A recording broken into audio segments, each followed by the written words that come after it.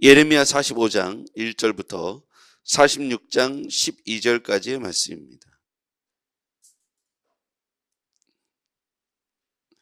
예레미야 45장 1절부터 46장 12절까지. 45장 1절. 유다의 요시야 왕의 아들 여호야김 넷째 해에 네리야의 아들 바룩이 예레미야가 불러주는 대로 이 모든 말을 책에 기록하니라. 그때 선자 예레미야가 그에게 말하여 이르되, 바룩아, 이스라엘의 하나님 여호와께서 내게 이같이 말씀하셨느니라. 내가 일찍이 말하기를 화로다. 여호와께서 나의 고통에 슬픔을 더하셨으니 나는 나의 탄식으로 피곤하여 평안을 찾지 못하도다. 너는 그에게 이르라. 여호와께서 이와 같이 말씀하시기를, 보라, 나는 내가 세운 것을 헐기도 하며 내가 심은 것을 뽑기도 하나니 온 땅에 그리하겠거늘 내가 너를 위하여 큰 일을 찾으냐 그것을 찾지 말라.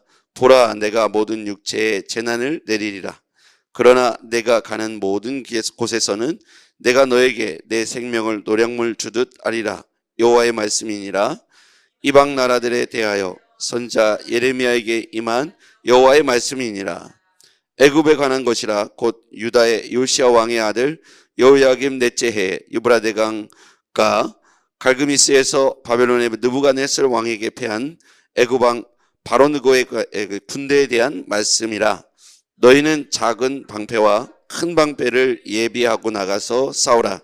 너희 기병이여 말에 안장을 지어 타며 투구를 쓰고 나서며 창을 갈며 갑옷을 입으라. 여호와의 말씀이니라. 내가 본즉 그들이 놀라 물러가며 그들의 용사는 패하여 황급히 도망하며 뒤를 돌아보지 아니함은 어찌미냐. 두려움이 그 사방에 있음이로다. 발이 빠른 자도 도망하지 못하며 용사도 피하지 못하고 그들이 다 북쪽에서 유브라데 강가에 넘어지며 엎드려지는도다. 강이 물이 출렁임 같고 나일강이 불어난 같은 자가 누구냐. 애굽은 나일강이 불어난 같고 강물이 출렁임 같도다. 그가 이르되, 내가 일어나 땅을 덮어 성읍들과 그 주민을 멸할 것이라. 말들아 달려라. 병거들아 정신없이 달려라. 용사여 나오라. 방패 잡은 구스 사람과 붓 사람과 활을 당기는 르딤 사람이여 나올지어다 하거니와.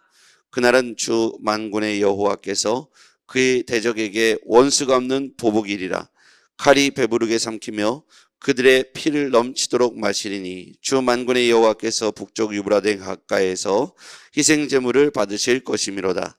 처녀딸 애굽이여 길르앗으로 올라가서 유향을 취하라. 내가 치료를 많이 받아도 효력이 없어 낫지 못하리라. 함께요.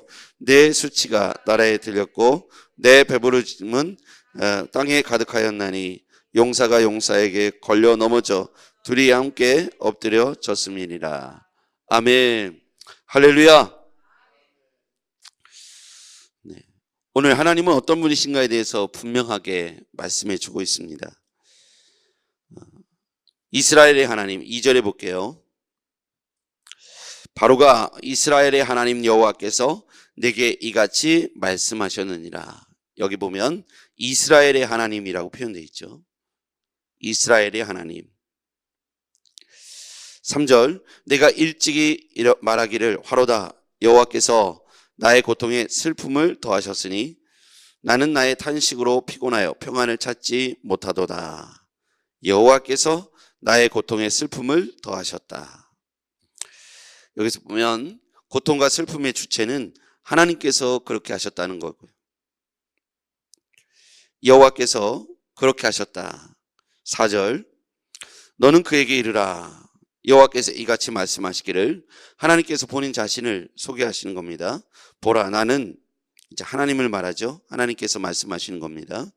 내가 세운 것을 헐기도 하고, 여기서 세운 것을 헐기도 하고, 중요한 얘기입니다. 그렇죠? 이게 바로 이스라엘을 심판하시는 걸 말하죠. 하나님이 세운 나라, 택한 민족 이스라엘을 헐기도 하시고 바벨론을 통해서 포로되게 하신 것을 말하죠. 내가 심은 것을 뽑기도 하고 온 땅에 그리하겠거늘. 자, 하나님 자신이 소개하고 있는 거예요. 첫 번째, 하나님은 세운 걸 헐 수도 있고 내가 심은 것을 뽑기도 하고. 5절. 내가 너를 위하여 큰일을 찾느냐? 그것을 찾지 말라. 내가 너를 위하여. 이렇게 돼 있죠. 여기 보면 주체가 우리죠, 우리. 자, 아까는 보면 하나님께서입니다. 그래서 여기에서 중요한 핵심은 뭐냐면 누가 역사의 주관자이신가? 누가 주인인가? 그걸 말하는 거예요. 5절에 보면 내가 너를 위하여 큰일을 찾느냐? 그것을 찾지 말라. 보라, 내가 모든 육체의 재난을 내리리라. 여기 보면 5절 처음에 내가 너를 위하여, 여기 보면 중간에 보면 내가 모든 육체의 재난을 내리리라. 그러나 네가 가는 모든 곳에서는 내가 너에게 내 생명을 노량물 주듯 하리라. 여호와의 말씀이니라. 여기 이 문장을 쭉 처음부터 1절부터 말씀을 5절까지의 말씀을 찾아보면 누가 역사의 주관자이신가? 당연히 하나님께서 역사의 주관자이시다. 이것을 설명하고 있는 것이죠. 우리가 아무리 심는다 할지라도 하나님이 그것을 뽑아낼 수 있고 우리가 아무리 잃어버렸어도 하나님께서 그것을 찾을 수 있게 하실 수 있다는 거예요.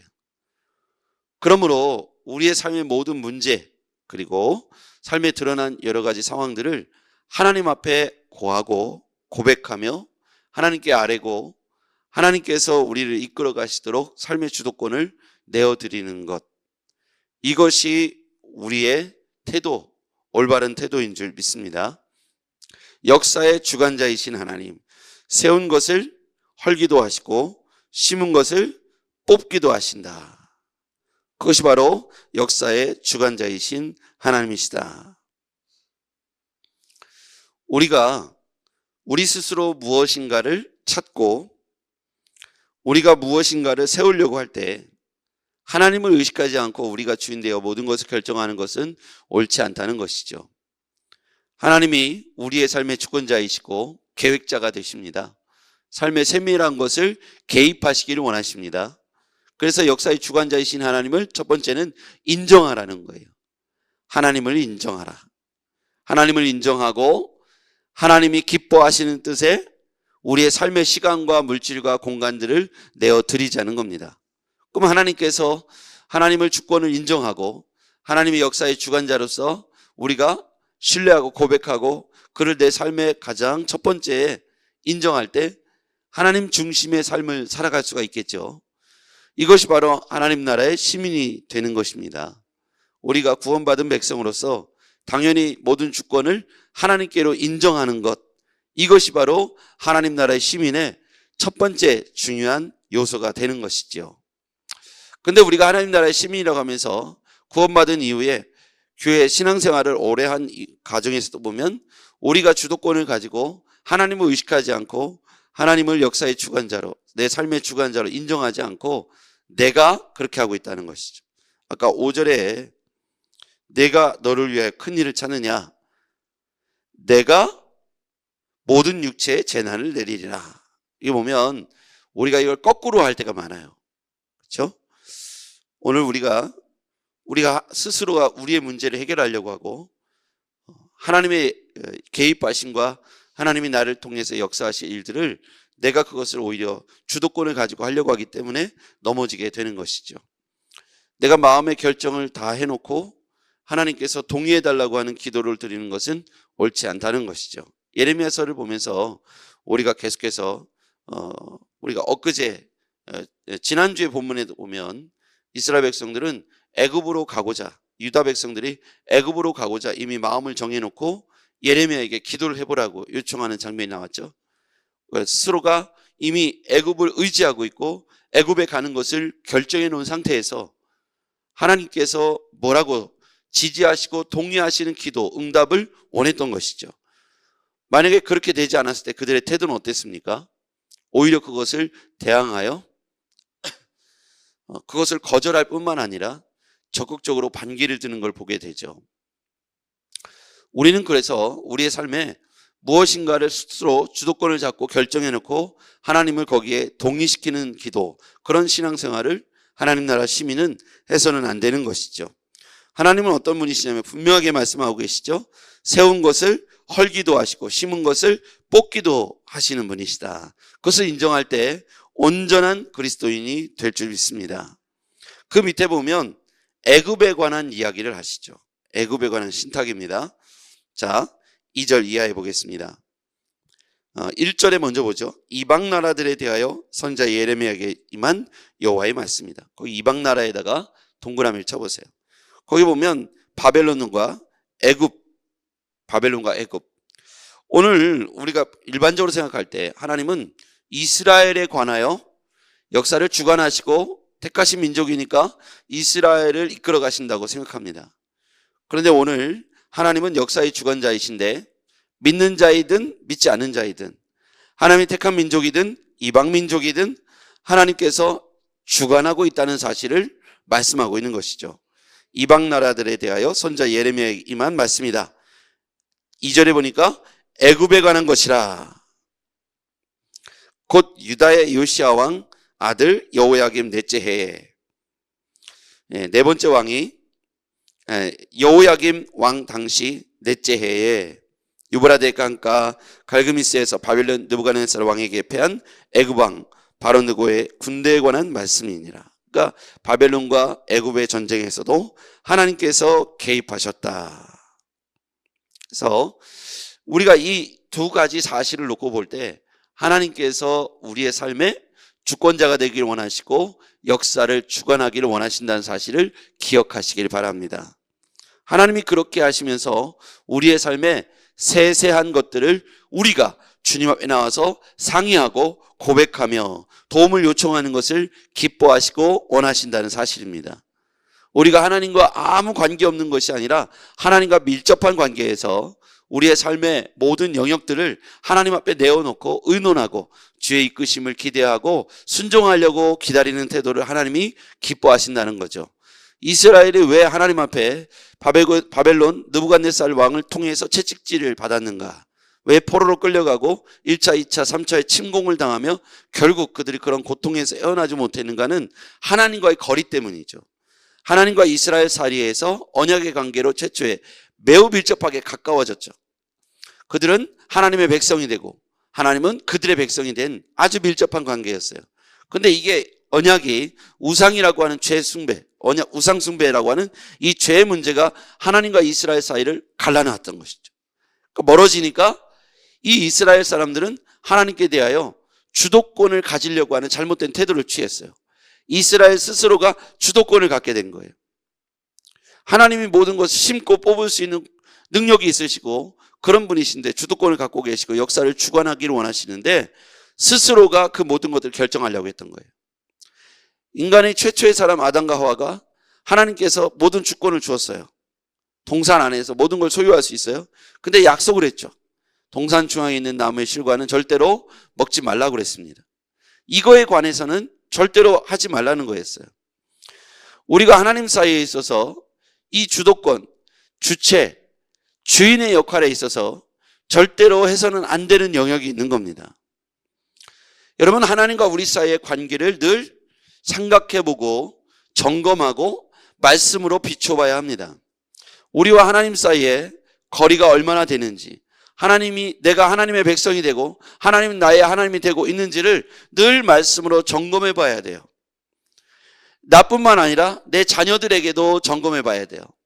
나의 형제자매, 우리 식구들이 하나님과 멀어져 있지는 않은가 점검해 봐야 돼요.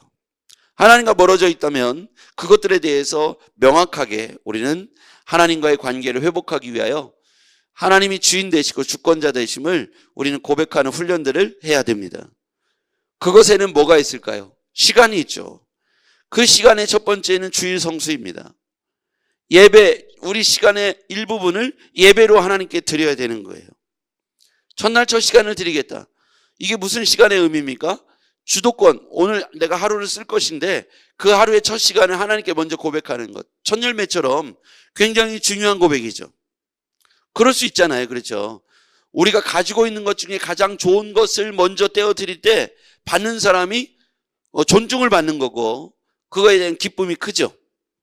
쓰다 먹다 남은 것 드리는 게 아니지 않습니까? 11조도 그런 거죠. 물질의 주인이신 하나님 앞에 먼저 떼는 거예요. 이게 복인 줄 믿습니다. 다 쓰고 나머지 예를 들어서 내가 1,000만 원을 쓰다가 보니까 이제 딸랑 10만 원 남았어. 그거를 명목으로 드렸어요. 하나님께서 아시겠죠? 마치 이런 거죠. 물질에 가장 필요한 것을 주님 앞에 구별해 드리는 것. 사르밧과부의 마지막 그 한 끼의 식량을 내어놨을 때 그것이 귀하게 쓰임받은 것처럼 같은 것이죠. 하나님은 그 태도를 보이는 것이지 액수를 보는 게 아니지 않습니까? 우리의 달란트도 마찬가지고 내가 갖고 있는 열정, 시간, 능력을 하나님을 위하여 먼저 구별했을 때 하나님이 기뻐하시는 거죠. 이게 뭐냐면 하나님과 우리 사이에 가장 으뜸, 첫 번째가 무엇인가, 주인이 누구인가, 가장 좋은 것을 누구에게 드릴 것인가에 관한 질문인 거예요. 하나님 나라의 시민으로서 우리가 전부를 드리는 것, 그런 마음인데 가장 좋은 것을 떼어 구별함으로 우리의 마음을 주님 앞에 고백하는 것이죠. 주님께서 그 마음을 받으시고 그것을 통해서 우리에게 역사하시는 줄 믿습니다. 오늘 우리가 하루를 살아가면서 첫날 가장 귀한 시간을 먼저 주님 앞에 드렸잖아요. 왜 이게 귀한 시간이냐면 눕고 싶고 더 쉬고 싶은 나의 마음과 욕구를 뒤로 하고 이 시간에 이곳에 나왔기 때문에 이게 금과 같이 귀한 시간인 거예요. 나를 위해서 쓸 수 있으나 주님을 위해서 그것을 포기한 거예요. 하나님은 이것을 하나님을 존중하고 하나님을 가장 으뜸과 첫 번째 자리에 인정한 것으로 여기신다는 거죠. 물질이 필요할 때도 마찬가지죠. 가장 필요하고 쓰고 또 너무너무 중요한 게 있지만 그걸 떼어내는 게 힘들어요. 아이들이 알바를 해서 예를 들자면 200을 벌었어요. 그러면 20대 초반의 아이들에게 이 200이란 얼마나 큰 돈입니까? 그리고 아이들이 생각할 때 내가 이걸 잠 못 자면서 막 야간에 알바하면서 모은 돈인데 과연 이걸 하나님을 위해서 내가 11조를 하고 감사헌금을 낼 수 있을까? 사실은 이게 훈련이죠. 이걸 떼기가 얼마나 어려운지 몰라요. 그런데 그걸 한번 기쁨으로 받아들이기 시작하면 하나님이 그의 삶의 전 영역을 통해서 이 기쁨을 얻게 하시더라는 거예요. 근데 너무 아까워서 억지로 하다 보면 이게 고통스러운 일이죠. 누군가는 주님 앞에 11조 하는 날이 막 기다려지는 사람이 있고 누군가는 이게 너무 아까워서 하는 사람이죠. 하나님 보시기에 그럼 어떤 마음이실까요? 우리는 능히 예상할 수 있는 얘기죠. 마치 이런 거라고 생각해요. 우리의 은사와 달란트도 마찬가지고 젊음도 마찬가지고 시간도 마찬가지고 열정도 마찬가지입니다. 우리가 하나님 앞에 떼어 고백할 때 이것이 기쁨이 되기를 원합니다. 제가 이 이야기 가끔 하잖아요. 유다인들이 성전에 갈 때는 속보로 걸어가고 집에 갈 때는 천천히 간대요. 하나님 보실 때 집에 갈 때는 빨리 가고 성전에 올 때 천천히 오면 우리의 마음을 그렇게 오해하실까 봐 성전에 갈 때는 속보로 걷고 집에 갈 때는 천천히 간대요. 그만큼 하나님 앞에서 조심히 하나님을 의식하며 하나님을 주권자로 인정했다는 거죠. 여러분, 우리의 삶이 그래야 될 줄 믿습니다. 그것을 기뻐하시고 우리를 지지하시고 우리의 마음 중심을 살피시면서 그런 우리의 마음을 기쁘게 받으실 줄 믿습니다. 이 시간에 나와 있고 이 시간에 기도함으로 저는 첫 번째 여러분이 승리하셨다고 말하고 싶어요. 오늘 여러분들이 하나님 앞에 이 기쁨을 가지고 아뢰실 때 주께서 여러분을 지지하실 줄 믿습니다. 온라인으로 드리고 퇴근길에 출근길에 듣는 모든 분들에게도 전 동일한 은혜가 주어질 줄 믿습니다. 기도하겠습니다. 전능하신 아버지 하나님, 예레미야서를 통해서 이스라엘의 하나님, 우리의 하나님, 우리 주권자로서 역사의 주관자이신 하나님을 말씀해 주셨습니다. 세운 것을 헐기도 하시고 심은 것을 뽑기도 하신 하나님이라고 말씀해 주셨습니다. 이스라엘이 하나님 앞에 범죄하자 세우신 이스라엘을 헐어버리기도 하셨고 복으로 심으신 이스라엘을 뽑아내기도 하셨습니다. 그것이 무려 70년이라는 고통의 세월이었습니다. 아버지 하나님, 우리가 것을 교훈으로 받게 도와주시옵소서. 우리도 또한 하나님 앞에서 부름받은 것을 너무 안심하지 않게 하시고 우리의 삶에서 하나님과의 관계를 늘 하나님이 우리의 하나님 되시고 우리가 하나님의 백성이 됨을 늘 살필 수 있도록 도와주시옵소서. 예수님의 이름으로 기도하옵나이다. 아멘.